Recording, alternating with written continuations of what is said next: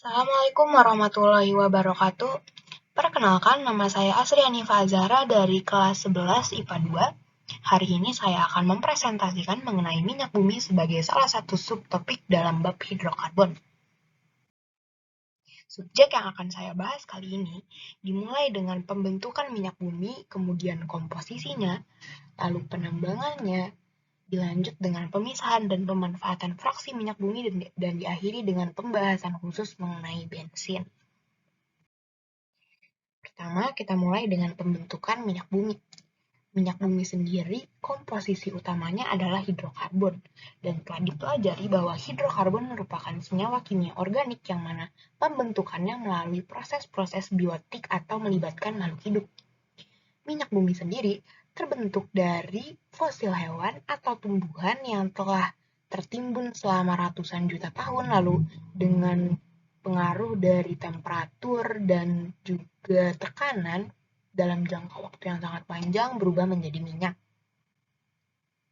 Sehingga minyak bumi disebut juga sebagai deposit bahan bakar yang akan habis atau sumber daya alam yang tidak dapat diperbarui karena memang proses pembentukannya sangat lama. Minyak bumi juga disebut sebagai bahan bakar fosil karena memang dibuat dari fosil hewan dan tumbuhan. Teori pembentukan minyak bumi disebut juga sebagai teori dupleks yang menyatakan bahwa minyak bumi terbuat dari jasad renik yang berasal dari hewan dan tumbuhan yang telah mati, kemudian terbawa oleh air dan lumpur sehingga menyebabkan sedimentasi di tengah laut. Selanjutnya, kita akan membahas tentang komposisi minyak bumi. Minyak bumi sendiri merupakan campuran yang sangat kompleks dengan komposisi utamanya adalah hidrokarbon. Hidrokarbon yang ada di minyak bumi dimulai dari alkana yang merupakan komposisi paling banyak. Alkana itu adalah hidrokarbon rantai terbuka atau alifatik yang tidak memiliki rangkap. Kemudian ada sikloalkana yang mana merupakan hidrokarbon rantai tertutup. Ada juga aromatik yang juga sama, rantai tertutup atau kita sebut selanjutnya sebagai senyawa siklik yang bentuknya mirip cincin, seperti pada ilustrasi di sini. Kemudian ada alkena yang juga merupakan hidrokarbon alifatik yang memiliki rantai terbuka dan rangkap dua. Kemudian ada senyawa lain yang merupakan komposisi juga dari minyak bumi, salah satunya ada oksigen, dengan presentase yang sangat kecil yaitu 0,1 sampai dengan 0,4. Biasanya ada di asam karboksilat.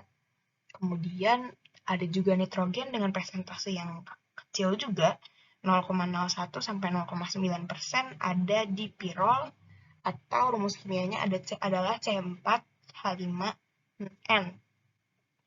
Kemudian ada juga sulfur atau belerang dengan presentase 0,1 sampai 7%. Biasanya ada di tioalkana atau disebut juga alkana tiol. Kemudian ada juga organologam, namun presentasenya sangat kecil dan biasanya ada di senyawa logam nikel. Selanjutnya adalah penambangan minyak bumi. Minyak bumi berada pada lapisan bumi 3-4 km di bawah permukaan. Maka dari itu, untuk mendapatkan minyak bumi perlu dilakukan pengoboran sehingga terbentuk sumur bor. Seperti ilustrasi di bawah ini merupakan gambar dari sumur bor yang berada di tengah laut. Biasanya, setelah dibentuknya sumur bor, minyak akan dialirkan dengan pipa seperti ini, yang kemudian bisa dimasukkan ke kapal tanker atau ke dalam kilang minyak seperti ini. Minyak mentah disebut juga sebagai crude oil. Warnanya hitam, berbau kurang sedap, dan belum diolah. Selanjutnya, pemisahan fraksi minyak bumi. Minyak bumi mentah mengandung sekitar 500 jenis hidrokarbon yang jumlah atomnya mulai dari 1 sampai 50. Yang berarti minyak bumi ini adalah hidrokarbon yang sangat kompleks. Maka perlu dilakukan pemurnian atau pemisahan hidrokarbon berdasarkan jumlah karbonnya, molekul karbonnya. Seperti yang telah diketahui bahwa untuk hidrokarbon sendiri, titik didihnya akan meningkat seiring dengan bertambahnya jumlah atom karbon di dalam molekulnya. Memanfaatkan hal tersebut, maka dilakukan distilasi bertingkat. Apa itu distilasi bertingkat? Distilasi bertingkat adalah pemisahan campuran berdasarkan perbedaan titik didih. Minyak mentah nantinya akan dikelompokkan ke dalam fraksi dengan titik didih tertentu. Minyak bumi akan diolah dengan cara memanaskan minyak mentah pada suhu sekitar 400 derajat Celcius. Namun, pemanasan ini dimulai dari suhu terendah yaitu 0 derajat, kemudian meningkat secara bertahap. Nantinya hasil dari distilasi ini akan dipisahkan berdasarkan titik didih di menara fraksional. Dapat dijelaskan di ilustrasi ini. Awalnya minyak mentah dipanaskan dengan suhu kurang dari 20 derajat. Maka akan dihasilkan gas yang berada pada kolom fraksi paling atas dengan C1-4 yang nantinya akan kita kenal sebagai LPG. Kemudian ketika suhu dinaikkan dari 30 sampai dengan 180 derajat Celcius, akan dihasilkan bensin yang bentuknya sudah cair pada kolom fraksi kedua. Kemudian diikuti oleh nafta, kerosin, minyak diesel, dan pelumas. Dan terakhirnya ada residu yang bentuknya sudah padat dan atom karbonnya di atas 25. Selanjutnya, berikut adalah fraksi-fraksi minyak bumi beserta jumlah atom, titik didih, dan kegunaannya. Pertama ada fraksi gas, C-nya 1-4, titik didih kurang dari 20 derajat, dan biasanya kita gunakan sebagai bahan bakar kompor gas ya. Lumrah ada di masyarakat dalam bentuk tabung melon atau tabung yang warnanya pink. Kemudian ada bensin atau gasolin dengan jumlah atom karbon 5-10, titik didih 40-180 derajat Celcius. Merupakan bahan bakar kendaraan bermotor yang sangat lumrah digunakan oleh masyarakat. Kemudian nafta dengan jumlah atom karbon 6-10, titik didih 70-180 derajat Celcius yang kemudian digunakan sebagai bahan baku pembuatan plastik, karet sintesis, deterjen, obat, cat, bahan pakaian, dan kosmetik.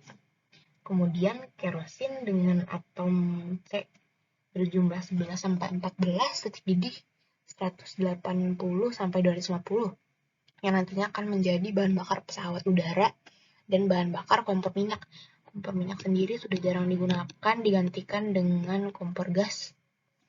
Kemudian minyak solar atau diesel biasa digunakan pada truk atau bahan bakar buat kendaraan yang bermesin diesel.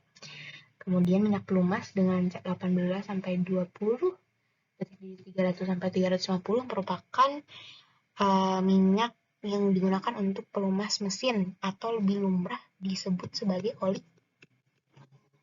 Kemudian ada lilin atau parafin.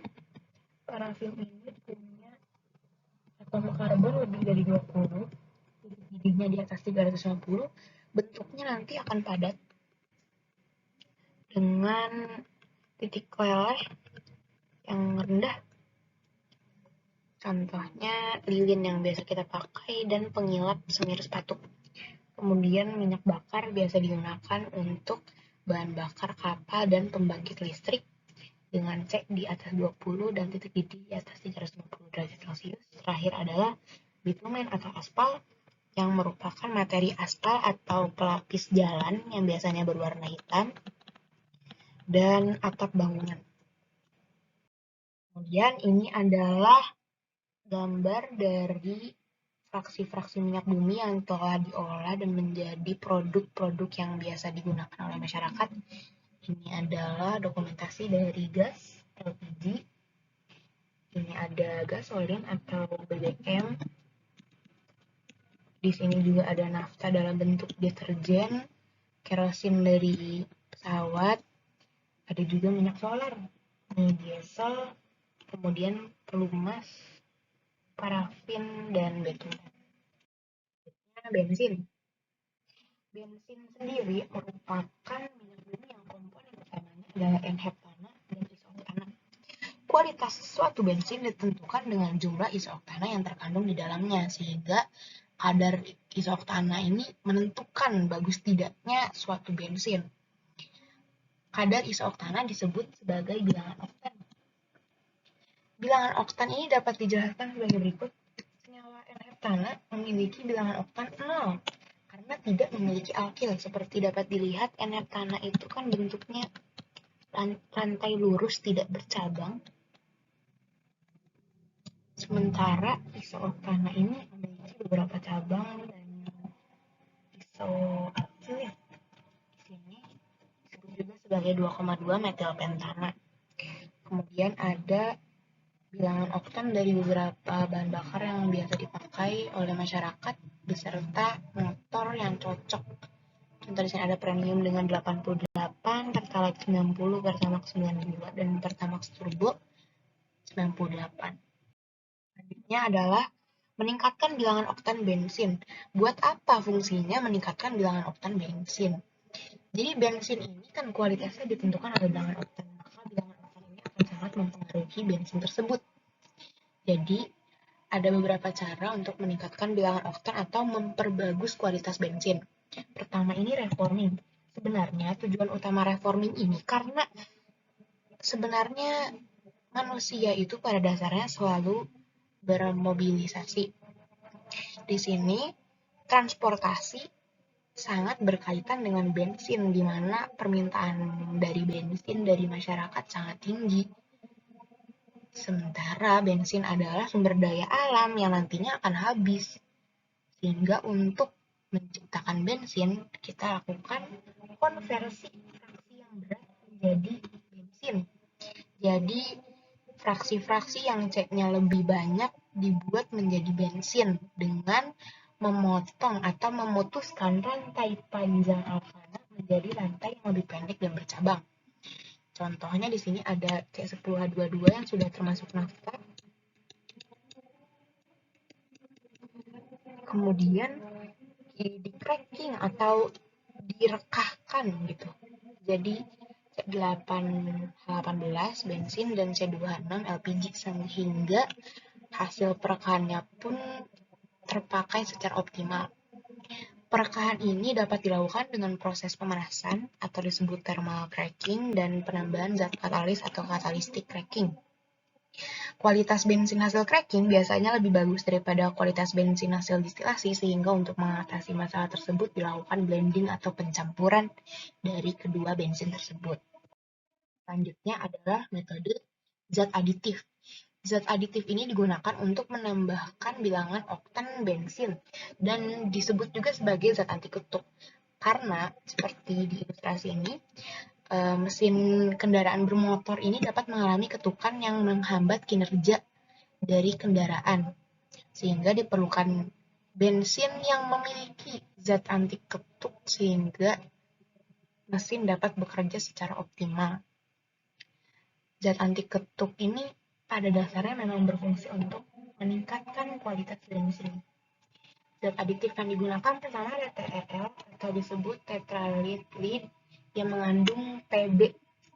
Pb sendiri adalah timbal yang berbahaya dan beracun. Karena hasil dari pembakaran bensin yang dicampur TEL akan menimbulkan timbal di udara yang nantinya akan masuk ke tubuh manusia. Penggunaan TEL dihentikan karena dianggap beracun dan berbahaya. Kemudian untuk menggantikan TEL diciptakan MTBE sebagai zat aditif pada bensin yang dibuat dari etanol. MTBE dapat meningkatkan bilangan oktan dan mencegah terjadinya pembakaran tidak sempurna yang hasil sampingnya adalah CO atau karbon monoksida. Terakhir adalah etanol yang dapat menaikkan bilangan oktan. Contohnya, premium yang bilangan oktannya 88 dapat naik menjadi 91 dengan penambahan etanol. Selanjutnya, dampak negatif pembakaran bahan bakar fosil. Pertama adalah pemanasan global. Seperti telah diketahui bahwa lapisan atmosfer bumi menyebabkan terjadi suatu fenomena yang dinamakan rumah kaca. Fungsi awalnya adalah untuk menghangatkan bumi dan menghindari bumi dari radiasi matahari. Salah satu unsur yang atau molekul yang sangat berpengaruh adalah CO2, di mana dia berfungsi untuk menyerap panas matahari. Kadar CO2 yang terlalu tinggi dan terus meningkat akibat banyaknya hasil pembakaran bahan bakar fosil akan membuat penyerapan panas yang berlebihan sehingga terjadi pemanasan global. Kemudian ada timbal atau PB, hasil dari oksidasi pembakaran bensin yang mengandung TL, membahayakan fungsi jaringan makhluk hidup, maka dari itu ini sudah dihentikan. Kemudian hujan asam, komposisi lain dari minyak bumi ada sulfur, oksigen, dan nitrogen. Kadar sulfur yang terlalu tinggi akan bereaksi dengan uap air di udara, sehingga nantinya akan terjadi hujan asam yang dapat menyebabkan karat dan juga tumbuhan layu ya, merusak tumbuhan. Kemudian ada juga karbon monoksida. Karbon monoksida ini merupakan hasil samping dari pembakaran tidak sempurna di mana pembakaran tersebut kekurangan oksigen. Mengapa CO atau karbon monoksida ini sangat berbahaya? Karena CO dapat bereaksi dengan sangat mudah dengan hemoglobin dalam darah, sehingga hemoglobin yang harusnya berikatan dengan oksigen dan diedarkan ke seluruh tubuh malah berikatan dengan karbon monoksida, menyebabkan kesulitan bernafas dan berbahaya bagi manusia. Kemudian terakhir adalah smog atau polutan di udara yang menghalangi jarak pandang. Bentuknya seperti asap kabut yang tebal.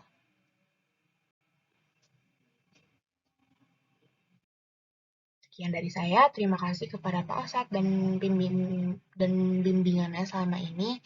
Mohon maaf atas kesalahan kata dan kekurangan. Terima kasih. Assalamualaikum warahmatullahi wabarakatuh.